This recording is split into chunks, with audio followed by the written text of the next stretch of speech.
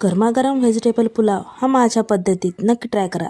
Hello, चला ताई, मावशी, अक्का, आजचा खासचा बेत हा तुमच्यासाठी आहे बरं का। व्हिडिओ लगेच शेवटपर्यंत बघा।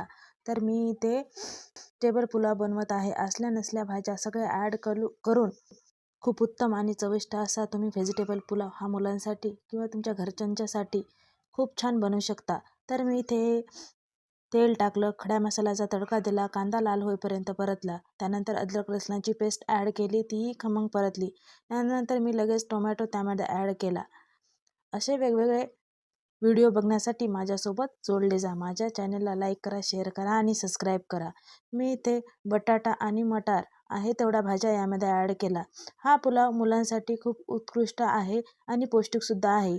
मी इथे मसूर डाळ आणि तांदूळ भिजत घातले होते 10 मिनटं, ते ॲड केले। कोथिंबीरचं पाणी ॲड केलं, चवीपुरतं मीठ टाकलं आणि चांगलं ढवळलं। यामध्ये आवश्यक तेवढं पाणी ॲड केलं आणि कुकरचं झाकण हे लावलं। 3 शिट्ट्यामध्ये अत्यंत सुंदर, सुरेख आणि पौष्टिक पुलाव रेडी होतो। नक्की ट्राय करा। आवडले असेल लाईक करा, शेअर करा आणि सबस्क्राईब करा। बघा हा खमंग चविष्ट पुलाव नक्की ट्राय